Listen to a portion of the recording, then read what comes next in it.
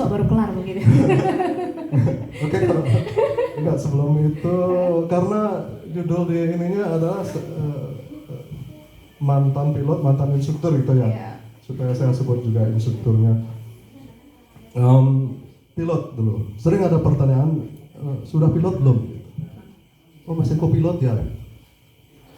Padahal ini istilah pilot dan co-pilot ini adalah peran. Jadi ada peran fungsi. Fungsi ada fungsinya kapten, ada fungsinya first officer FO. Perannya pilot, co-pilot, pilot in command, second in command. Mungkin agak susah juga saya menjelaskan ini. Tapi di sini orang sering keliru, sudah pilot belum? Ini begitu sudah punya license itu sudah pilot, sudah pilot. Jadi pada saat bekerja oleh perusahaannya ada satu yang ditugaskan sebagai pimpinan. Sebagai pimpinan ini harus kapten. Kapten syaratnya menjadi kapten ada banyak, ada jam terbang, ada kualifikasi. Nah, yang belum kapten ini sudah pilot. Jadi pertanyaannya udah pilot belum? Nah, ini sering orang menganggap kapten itu pilot, yang co-pilot ini belum pilot. Padahal mereka dua-duanya pilot. Itu mudah-mudahan bisa agak menjelaskan sedikit soal itu. Kemudian tadi yang saya instruktur, keinstrukturan di pekerjaan pilot ini agak unik ya. Saya menjadi instruktur pada saat masih co-pilot, belum kapten, belum menjadi PIC, pilot in command. Pesawat yang gede itu yang 74-74 yang isinya 400 orang. Jadi karena pada saat itu saya beruntung pendidikan di pabrik Boeing, saya tahu. Mungkin oleh instruktur sana direkomendasi si Ida Bagus Parte ini boleh jadi instruktur. Gitu. Nah, jadi instruktur yang jadi murid saya adalah kapten. Jadi yang senior secara umur dan secara kerja, secara jam terbangnya jauh lebih. Tapi ya itu. Nah, suatu ketika saya pindah dari tipe ini ke tipe yang lebih kecil. Yang jadi instruktur saya lebih junior gitu. Atau yang ini yang saya bilang kapten yang di murid saya ini dulunya adalah instruktur saya. Balik ya? Ya, itu yang saya bilang agak unik di pendidikan kita. Nah, kalau misalnya pada saat saya jadi murid, gimana hubungannya gitu kan? Bisa ada, wah, gue nih jadi instrukturnya sekarang ada semacam gitu kan ya. Tapi selama yang saya alami nggak begitu juga. Ya, hubungan dua manusia kan nggak selalu mulus ya. Saat kita jadi otoriter, jadi subordinate, ya kita pintar-pintar menempatkan diri aja. Tapi yang saya mau tekankan tadi adalah di penerbangan ini posisi instruktur murid itu spesifik gitu. Kadang kita jadi murid, kadang kita mengajar orang yang pernah jadi guru kita. Dan belakangan kalau di WhatsApp grup pensiunan itu, ya kita sering panggil menyapa dengan pagi Pak Guru. Sebaliknya bilang pagi Pak Guru. Jadi sama-sama pernah jadi Pak Guru masing-masing semacam itu ya. Mungkin di bagian lain agak jarang terjadi semacam ini. Oke. Nah, ngomong-ngomong soal instruktur nih, saya pernah dengar sekali gitu. Ketika yang jadi muridnya itu adalah Mbak Kikin, jadi Om Parti ini enggan masuk gitu. Jadi karena ketemu sama Mbak Kikin, jadi nggak usah deh gitu. Atau kebalik ya saya dengarnya, karena ada Om Parti, Mbak Kikin yang nggak masuk gitu. Ada apa nih? Itu intermezzo ya. Ya tau lah, kelihatan di kuku saya gitu. Itu gimana? Karena apa nih gitu? Oke, kalau pertanyaan itu saya arahkan ke ini aja. Kenapa saya yang pilot ini mengajar pramugari itu aja ya, jangan personalnya. Selain mengajar tipe pesawatnya, simulator dan mengajar technical anggaplah yang terakhir yang Airbus 330 ini, saya juga mengajar CRM, Crew Resources Management.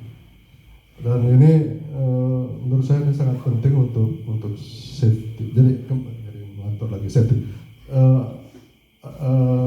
tugas, tapi kita menjalankan tugas yang diberikan oleh perusahaan adalah urutannya safety and secure, on time, passengers comfort, dan economical. Di company lain mungkin 3 ini bisa berbeda ya, tapi safety dan security-nya saya yakin sama. Semua perusahaan penerbangan pasti safety, secure first. Mungkin yang lainnya ekonomi nomor 2, on time nomor 3, nggak apa-apa. Yang di Garuda safety, on time, regularity, on time, passengers comfort, dan economical. Nah, salah satu yang CRM ini dibutuhkan oleh di bagian flight safety, Crew Resources Management. Kan dari situ makanya saya mengajar pramugari. Ini agak boleh menjadi cerita agak panjang ya. CRM Crew Resources Management ini sampai besok ya, bisa ya. sebelum tahun 80-an kecelakaan pesawat itu menurut data itu memang lebih banyak karena teknologi. Pesawatnya teknologinya memang kuno, celaka. Tapi setelah pesawatnya makin canggih, FAA Amerika dari data menyimpulkan bukan hanya teknologi, walaupun teknologinya ada bagus, tapi celaka tetap celaka. Dan ternyata yang muncul adalah hubungan interaksi 2 atau 3 manusia di kokpit yang tidak bagus. Karena awalnya dulu pilot-pilot itu dari angkatan udaranya Amerika banyak, mungkin doktrin hierarkinya keras, sehingga pada saat kan namanya manusia bisa aja salah ya, kaptennya salah, yang subordinate-nya atau pilotnya nggak berani memberi koreksi. Nah, sebagai akhirnya waktu itu Amerika memakai konsep CRM untuk salah satu tools dalam meningkatkan hubungan di kokpit. Crew Resources Management ini adalah memanage resources yang dimiliki oleh kru pada saat bekerja. Resource itu alam. Kalau kayak kita take off perlu angin untuk take off. Kemudian bendanya ya pesawat dan alat-alat yang kita pakai. Kemudian manusia saya sebut terakhir, tapi sebenarnya ini yang paling penting. Jadi sumbunya di sini adalah manusianya ini berhubungan dengan alam, berhubungan dengan alatnya, berhubungan dengan manusia lain. Ini harus klik. Salah satu hubungan ini tidak klik, mulai akan awal gejala-gejala celaka. Nah, itulah akhir 70-an, awal 80 Amerika mencanangkan CRM itu. Awalnya Crew Resources Cockpit Resources Management, lama-lama berkembang menjadi Crew Resources Management, belakangan menjadi Corporate. C-nya tetap, hurufnya tetap CRM, tapi ini berubah Corporate Resources Management karena semua bagian menganggap ini penting. Nah, kaitannya dengan itu makanya saya menjadi pernah mengajar di kelasnya pramugari karena C-nya sudah menjadi Crew Resources Management, kurang lebih itu. Agak berat juga ya menjadi pilot dan juga pramugari, tidak hanya fisik tapi juga mentalnya juga harus kuat gitu. Nah, terakhir saya mau tanya, apa sih isi koper dan tas itu kalau boleh tahu gitu? Kan tiap turun pesawat geret koper, naik pesawat geret koper, tenteng tas gitu. Nah, untuk pramugari, kalau pilot kan nggak ganti-ganti ya bajunya gitu, putih gitu ya seragamnya. Tapi kalau pramugari itu kan ada orange, ada biru, sama hijau ya, Tosca. Itu kenapa? Itu apakah beda level, ataukah cuman ganti baju aja, atau ada tugas-tugasnya di mana gitu? Jadi isi kopernya dulu deh dibongkar kalau boleh gitu. Pramugari isi kopernya apa? Kalau pilot itu isi kopernya apa? Sama kah? Gitu. Mau tahu aja atau mau tahu banget? Kepo nih. Jadi saya share di Garuda ya terakhir ya. Tapi karena ini kan ya saya kasih tahu pengetahuan umum aja nih tentang seragam Garuda. Jadi seragam Garuda pramugari itu ada 4, ada biru tua, ungu, Tosca, sama orange. Kalau biru tua ini purser ini supervise, yang menjadi supervisor eh, di sebuah kelas. Jadi pesawat macam-macam nih, ada Airbus, ada Boeing. Jadi di semua the whole capacity in the aircraft itu untuk servisnya yang bertanggung jawab adalah purser. Pursernya pakai baju biru tua. Tapi untuk di atas purser ada captain, di bawah captain ada FO, first officer. Nah kemudian untuk seragam warna ungu itu MDC, Maitre de Cabin. Maitre de Cabin itu seperti asistennya purser. Jadi yang baju ungu ini in charge di kelas first class. Ada lagi baju ungu ini satu lagi in charge di business class. Ada baju ungu lagi ini in charge di economy class. Jadi untuk mengenakan warna-warna seragam ini harus ada sekolah-sekolah. Nah saya memakai baju warna Tosca dan orange. Jadi Tosca sama orange ini senior junior sama aja. Mau senior pakai yang Tosca, mau junior pakai yang Tosca boleh. Jadi bebas. Nah, kalau di Qatar Airways nggak ada warna-warni. Jadi kalau Qatar itu bajunya satu aja, warnanya bergendi, luarnya jas bergendi merah marun, dalamnya kemeja blouse off white gitu. Nah, yang bedanya ada yang pakai rok, ada yang pakai celana. Kalau pakai celana biasanya kalau kita ke negara-negara yang dingin banget, misalnya lagi winter nih. Kalau di Jepang misalnya winternya -1 misalnya kayak gitu.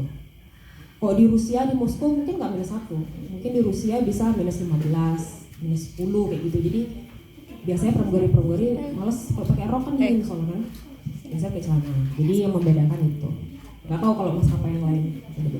Nah, isi koper itu standarnya harus memenuhi standar pramugari itu. Makanya sekolah pramugari, maksudnya training pramugari itu 2 bulan. Kan ngelamar gue jadi pramugari. Saya ngelamar jadi pramugari bu, gitu. Oke, tes ini, tes tinggi badan, berat badan, AMRICH, psikotes, bahasa Inggris banyak nih. Kalau di Garuda 8 tes, kalau di Qatar ada 5 tes, kalau di Singapore Airlines nggak tahu berapa. Jadi masing-masing maskapai ada requirement sendiri-sendiri. Nah, udah masuk nih, oke, keterima Putu Yukinati Pradita, keterima di Garuda Indonesia. Bulan segini, tanggal segini masuk initial batch. Jadi masuk dulu calon pramugari. Maksudnya belum dapat license nih. Sudah dapat license baru jadi pramugari. Untuk mendapatkan license harus ada pendidikan 2 bulan di setiap maskapai yang kita diterima gitu. Garuda tesnya 2 bulan, ada tes safety, ada tes service, ada tes security, CRM juga, macam-macam.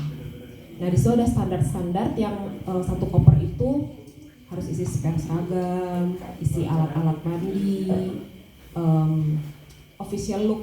Jadi harus satu set official look, satu baju santai, satu ya sepatu sandal kayak gitu. Obat-obatan sendiri harus bawa. Berarti itu memang harus ya ada di koper itu. Ada standarnya. Pramugari itu ada standar. Nggak boleh satu koper itu kosong, baju isinya baju aja gitu, enggak. Jadi harus ada standarnya. Harus ada spare uniform. Kalau tas jinjingnya, handbag. iya, Handbagnya itu juga ada standarnya. Semua ada standarnya. Semua ada standarnya. Oke, nggak kayak kita cemplung-cemplungin gitu. Enggak. Semua ada standarnya. Ada license pertama harus tanda pengenal KTP atau paspor. Terus license. Jadi kita terbang ini kan, saya punya license berapa, misalnya 5. Itu harus dibawa semua. Medical certificate. Terus apa namanya itu, kalau misalnya ada surat vaksin dan lain sebagainya itu harus dibawa semua, harus lengkap. Kemudian ada center, apa fungsi center? Kalau di pesawat gelap nih, sekarang malam, terbang malam, dimatiin lampunya sama pilotnya, gelap nih waktu istirahat semua. Terus kita ngecek penumpang, masa nyalain lampunya, lagi ngapain bu?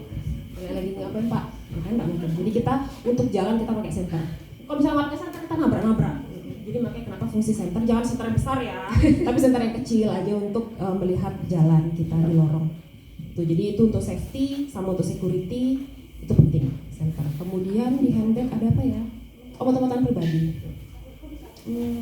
Itu aja sih. Itu aja. Kalau misalnya di kopernya pilot sama juga seperti itu. Kopernya pilot, saya ini namanya dulu ya, namanya disebutnya itu navigation bag.